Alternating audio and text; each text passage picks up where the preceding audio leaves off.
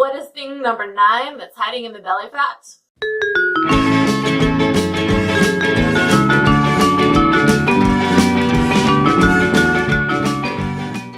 Hey there, this is Bronwen Oehlschlager. Welcome to my channel. In this space, we are talking about emotional eating, emotional weight gain, and emotional weight loss. Mostly, let's focus on slim down because all of this stuff that's going on in our body is going to show up in a physical way. All these emotions, they show up in a physical way. They actually have weight, and they also drive us to action that is either going to serve us or going to hurt us. So when we talk about emotional eating, we want to stop doing that. But today I'm going to talk to you about one of the 46 things that I found that are hiding in the belly area. This is thing number 9. It's a big deal. Actually, this is a really big one. It may cut pretty deep when I talk to you about it, but there is something very simple that you can do about it, and I'm going to teach you what that is in this video. Thing number 9 that's hiding in the belly fat is feeling stuck in this life, in your life situation. And the majority of the people that I talk to, my own personal experience as well in the past, has been that has to do with money. Money stuff, economy, where you live, whether or not you can do that thing you want to do, the vacation that you want to have, anything that you want comes back to this one belief that you're stuck and you can't afford it. Think about it. Is that you? Does that feel like that's something that holds you in a stuck place in this life? If you're feeling stuck in your body, maybe you're feeling stuck in this space where you feel like you can't accomplish the goal that you set out to. You've done so many diets, you've done so many exercise plans, and they all don't work for you. And so you feel stuck. That's one of the reasons you're watching this video today, because finally you're thinking of all the emotions that are layering up on your body and trying to address this from a different angle, a holistic angle that actually makes sense for you personally as the person that you are. Very emotional. Emotions are good. There are good emotions that serve us really well, and there are emotions that do not serve us very well. And this emotion that comes with feeling stuck is not serving at all. So let's talk about what you can actually do about that today to start this shift that could turn your life upside down and inside out in all of the best ways if you will keep doing it consistently. The first thing I'm going to invite you to do is grab some paper, because you're going to write a new story. You're going to write a story of what you want and have hope. Be brave. If you want to write that whole thing exactly how you want it, be audacious. You get to have anything that you decide you want. Describe your body. Okay, describe your body, describe your life, describe your money situation, describe your relationships, whatever it is that is feeling the most stuck, rewrite that story. And I know you've probably heard that a million times, but literally rewrite the story with you in it. It can be completely fantastical. You get to have what you want. So write it down and get feeling excited about it. And this isn't about instant gratification. That's one of the things that gets in people's way. If they start thinking they get to have they want instant gratification, or if they want to have this by a certain date rather than just giving it their all in nourishing this seed and bringing it into fruition.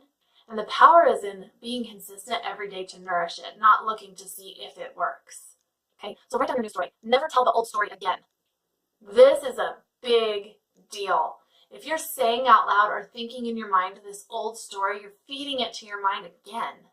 You need to feed to your mind all the beautiful things that you want to experience in this life, and think of it in terms of how I can and that I can.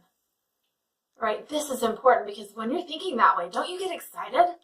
Don't you feel good inside? Don't you feel like motivated to do whatever it takes? And then guess what happens? An idea will pop up into your head. This I call the inspired next step. It's truly inspiration, and it's based on hope. And when you have hope, you're taking a step in the right direction for you. So one of the things that I've seen people do that I'm just going to give you a little warning against is letting somebody else's inspired next step make you feel like that's your inspired next step. It may not be. Your inspired next step is just yours. And it could be talking to a certain person. It could be investing in something. It could be I mean, it could be a plethora of things.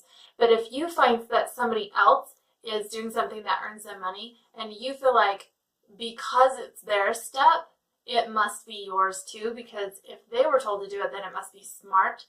You got to check in, make sure that's really the right step for you, and then take that step. But don't do it based on somebody else, because then you can end up being in a state of blame later if it doesn't happen as fast as you want it to, or whatever, but just really calm yourself down and use your mind to nourish the new idea, nourish the new story. Be excited about that story every single day until you see it come to fruition. And I have lived this. When you are like obsessive about this new story, and obsessive is habit forming. It's a good thing. You use it in the right way. You can either use it against yourself or for yourself. We're going to use obsession for yourself. Just obsess over this new story. It is the truth for you now. It's yours. You get to have it. And in your mind, it's already what you're living, and you're obsessing over it in this beautiful, beautiful way. That's how to make this change. Keep it, okay? Get yourself a support system. Use that new story to make yourself feel better and have these new emotions. And anytime something screams at your head or somebody says something to you, you just go back to that story and you tell it to yourself again, and you feel that way again. And cease doubt, get rid of it. It does not serve you to doubt that this story could be true for you at some point in your life, as long as you continue to love it and baby it and nourish it and just adore it and have it be part of your mind all the time, every day. Thanks for watching that video. Remember to subscribe and hit the bell. Comment. Tell me about your new story if it's not too personal. I mean, be brave. I'd love to hear about it so that I can celebrate with you. This is powerful. It's so powerful. I love this stuff. I love creating this simplicity so that you can have an easier time making the shifts in your life and overcoming the emotional things that hold us down when we focus on those emotional, we want to focus on the emotional, happy stuff. So, yes, I do want to hear about your new story in the comments. Go ahead and comment. I will see you in the next video.